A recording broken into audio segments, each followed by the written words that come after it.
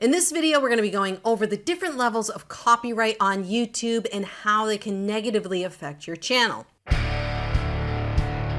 So in this video, I'm going to talk about copyright and whether you're someone who uses music in the background or your videos, or you're someone like me who's a music teacher, you're gonna find value in this lesson. Now, I am a full-time guitar teacher here on YouTube, so I am no stranger to the copyright system. I've gotten hit with lots of copyright notices from YouTube, but my channel is still here and growing. So what I wanna do in this video is I wanna go over the 3 levels of copyright and whether or not those negatively impact your channel. After that, I want to go over some of the practices I use to avoid getting hit with copyright issues on my channel. So the first level of copyright is what we call demonetization. Now, this will only matter if you are part of the YouTube Partner Program. So the YouTube Partner Program is if you have 1,000 subscribers and 4,000 hours of watch time, you're able to make money off of the videos you upload to YouTube. Now, when you get a demonetization, you'll get a little message from YouTube that says, hey, the copyright owner has recognized a piece of their copyright in your video and they're putting a claim out on the video. Now, this does nothing to negatively affect your channel, and it does nothing to negatively affect the video. The video will still be able to play. You will still make some money off of that video, but the majority of the money, probably 80 to 90% of it, is gonna go to the copyright holder, whether that's, Sony, Warner Media. Those are some of the bigger copyright holders out there for music. So if you're someone who is depending on YouTube ads for monetization, you can see how that can kind of be a pain in the butt. Now, the second type of copyright is what we call a copyright block. Once again, this does not negatively impact your channel, but it does negatively impact the video. So a lot of times is what happens if you go and you share out that link, there's gonna be a black box that pops up that says, hey, this content is no longer available. And it's not that the content is no longer available. The copyright holder is saying, hey, you're using a piece of my content. I don't want this video shown unless you remove that content. Now, in demonetization and a copyright block, say you have a video that's 20 minutes long and you only use a 30-second sample, it will demonetize the entire 20-minute video, or it will block the entire 20-minute video. Now, if you're like me and you put a lot of time and effort into recording, editing, and uploading your videos, really stinks when you get a block. I think YouTube knows how much work we put into creating these videos, so they are nice in allowing you to remove the parts of the video that have the copyright issue. Now, if you can do that and it doesn't negatively affect the video, then that's great. It's an easy fix and the copyright issue is gone. But if you're someone like me who's a guitar teacher and it's a guitar lesson and you take it out and it's totally gonna ruin the lesson, you might have to go and redo that lesson. This happened to me on Hotel California by the Eagles. Even though I hadn't been playing the track in the video, because I had been singing along to the song, I got hit with a copyright block.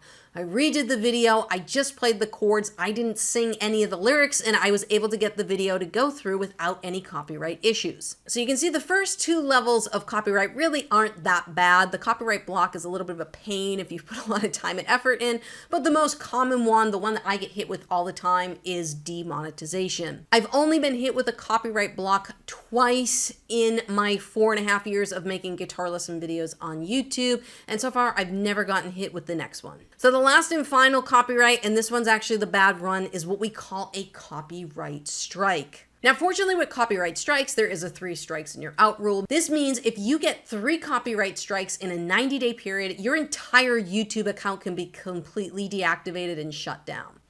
So you can see why this is a huge issue for people like me who are music teachers. Now, the sad thing about these copyright strike issues is that sometimes a video that was okay copyright-wise a few months later, or sometimes even a year or 2 later, can all of a sudden start hitting with copyright issues. I think this happened to Rick Beato recently with the Simon and Garfunkel song, where the song was fine, and then all of a sudden, out of the blue, he got a copyright strike notice about this Simon and Garfunkel song, and I think he got like 2 copyright strikes within a matter of a couple weeks. So you can see why someone like me who's a music teacher or other music teachers out there are really concerned about the copyright issues on YouTube. So what I'm going to do next is go over some of the best practices I use to avoid copyright issues on my YouTube videos. But before we do that, if you guys are finding this video helpful, make sure to subscribe and turn on your notifications. This way YouTube will let you know when I release more videos just like this. Now, if you're someone who's doing a video like this, where you're just talking to a camera and you're providing an educational benefit, you're not doing anything music lesson related, the best thing to do would be to find and download copyright-free music. Now, there are some websites that offer copyright-free music, but there are also some YouTube channels that focus completely on copyright-free music, where you can go and click on a download link to get a file of that sample. One example is Vlog No Copyright Music, which seems to have more upbeat songs in its catalog. Another one is Audio Library Music for content creators. And one that has a little bit more of a chill vibe is Chill Out Records. You can go check out some of those channels. You do have to search through and find something that meets the look and feel, the sound of what you're going for, but it's a surefire way to avoid any of these copyright issues. Now, again, if you're a teacher like me, how do I go about avoiding these copyright issues as much as possible? So for me, I fortunately can play an instrument and sing, so I tend to self-accompany myself. So if I get hit with copyright issues, the majority of the time it's a cover copyright, meaning that I get a copyright demonetization and YouTube is saying that's okay because it looks like you're covering someone's song. You're doing a live performance of someone's song, which is essentially what I'm doing in the middle of a lesson, is I'm performing someone's song.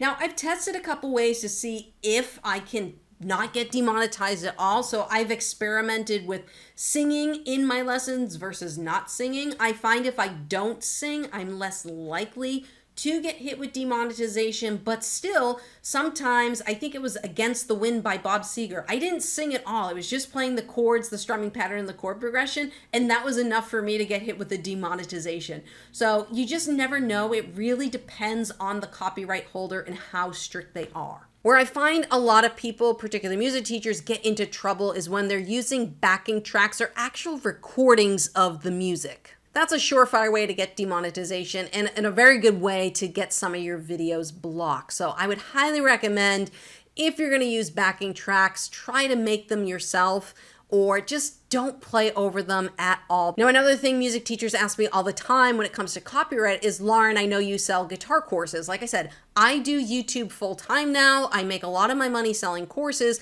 but I do not include any copywritten materials in my courses. In order to do that, if you're going to sell something as a course, you do need a copyright license from the copyright owner to do that. So what I do in my courses is I actually teach the technical aspects you need to know to play the music. And then I use a hosting platform like Kajabi. I'll put a link to that in the description below if you guys are interested in checking that out.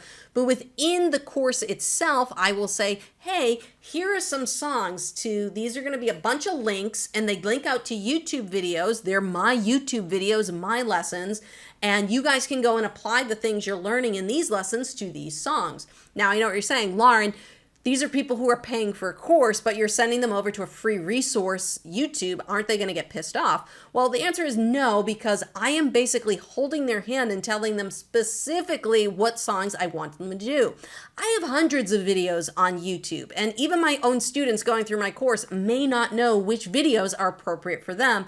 And that's the whole point of the course, is it's really that hand holding. So, we'll go through, the first 5 lessons, and I'll say, great, we learned these skills in these first 5 lessons. These are the songs you can go and play on YouTube that will allow you to feel good about yourself and get you going. And then when we learn the next set of skills, I recommend another set of songs. Now, this is a great thing too, because YouTube really likes when you send viewers over to the platform and start new sessions. So this is going to send some great positive signals to YouTube. It's also going to help with building and growing your YouTube channel. Now, if you guys are interested in learning more about the things that YouTube likes and how to grow your YouTube channel faster and maybe even do YouTube full-time like me selling courses, then I would highly recommend you go check out my YouTube course. I'll put a link in the description below, but I go over, the SEO, the analytics, what to do before, during, and after you upload your videos. What happens if you upload a video and it's crap? What can we do to fix that? What can we do to try and maybe rescue that video? How to promote your videos for free.